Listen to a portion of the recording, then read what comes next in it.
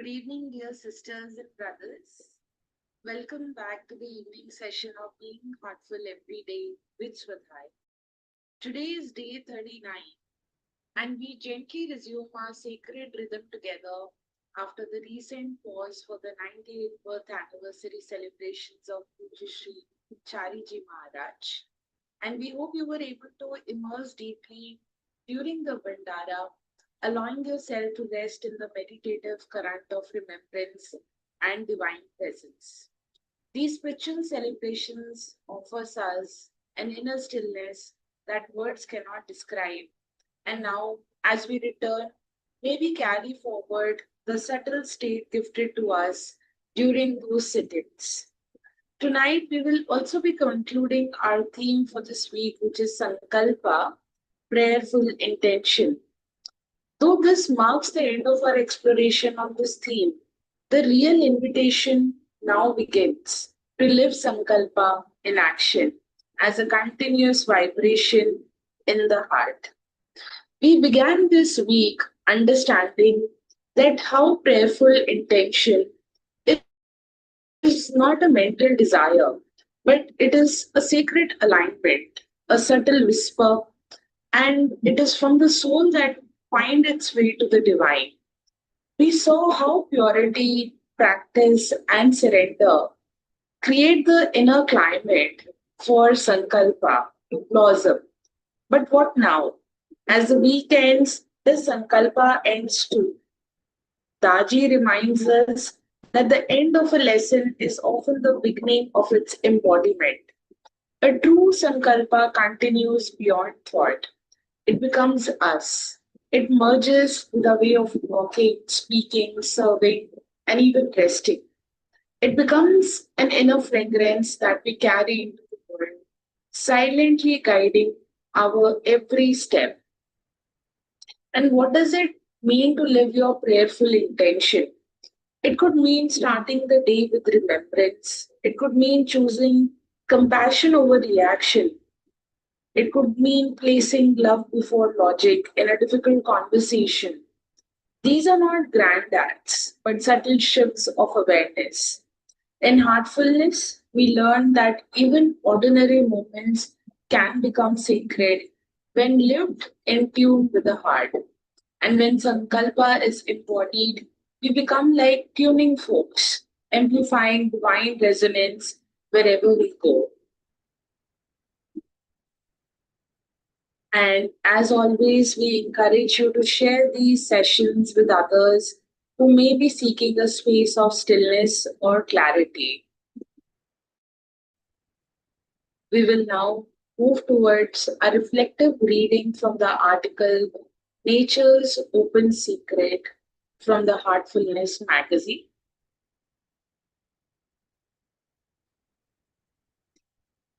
Then there are prayers where we don't need anything to change. Instead, we offer prayers filled with gratitude, accepting whatever is happening in the moment. Take, for example, when the heart is ecstatic and joyful, we are able to share our joy with God, just as we share our sorrow with an inner cry. When the heart rejoices in the state of reverence and gratitude, it connects us with divinity. In all societies, this inner joy is expressed prayerfully through dance, devotional songs, art, etc. But even our gratitude is in response to a particular state. In this case, the feeling of joy and ecstasy, there is still an expectation that we are grateful for something wonderful that has happened. The heartfulness prayer operates at a different level altogether, one where we do not entreat any change. Instead, we offer three simple statements that define our human condition. The words remind us of a spiritual goal, the obstacles we face on the journey, and what helps us to reach there. There's no stated expectation in this prayer, but there's still the feeling of differential that we are not yet up to that stage. And there is an infinite journey ahead of us, and that we must continually refine and remove our wishes. If there is a hope to experience finer and finer states. While offering this prayer, we honor the present moment in our journey, as well as acknowledging that the journey must continue. The heartfulness prayer is done at bedtime for 10 to 15 minutes to help us connect with our source before sleep. It is also done for a few minutes before meditating in the morning as a way of resetting that connection. By beginning and ending the day this way, a connection is established with the source throughout the day and night. And over time, self mastery develops through this inner connection. This prayer leads us towards the ultimate state of osmosis, of homeostasis. Sorry, this is homeostasis or total mergence with God. But it is asymptotic. It never actually arrives. The differential we experience through prayer between God and ourselves will always be necessary, as only with that differential do we keep swimming to onwards, with the current flowing through our heart, connecting us to our center. What is the result of prayer? Two vital things come together in the act of prayer, and when they combine, they can create the potential for lasting change and real growth. This is one of nature's open secrets. On the one hand, prayer connects you to with your higher self through the heart, to dive so deep that you connect with the source of everything. On the other hand, it uses the power of thought or suggestion to bring about change, and this we call Sankalpa in yoga. Sankalpa works better than orders or instructions because it is so potent. The English translation for Sankalpa is usually suggestion, although it is not an adequate translation. A suggestion is a type of thought, one in which an idea is put forward for change, usually with some idea of improvement or vision. So, prayerful suggestion is a very subtle suggestion that resonates in a pure, open, loving heart connected to the divine. As an aside, have you ever thought about the fact that negative suggestion is the cause of most of the failures of humanity? This is true even with the suggestions we make to ourselves about ourselves through autosuggestions. The way we use suggestion in prayer is most important. There's no need to say please, because even the word please is too heavy.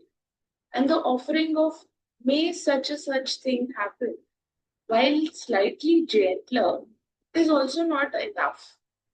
How can we pray so that we do not disturb the divine silence? That is the ideal prayer. These two processes of connecting and sankalpa combine like elements in a chemical reaction to create a dynamic state of communion with our inner essence.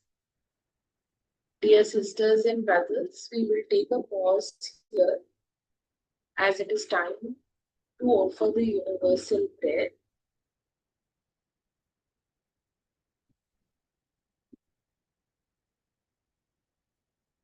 Let us now offer the universal prayer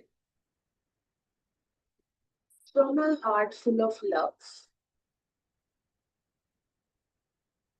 All brothers and sisters are being filled with love and devotion, and real faith is growing stronger in them.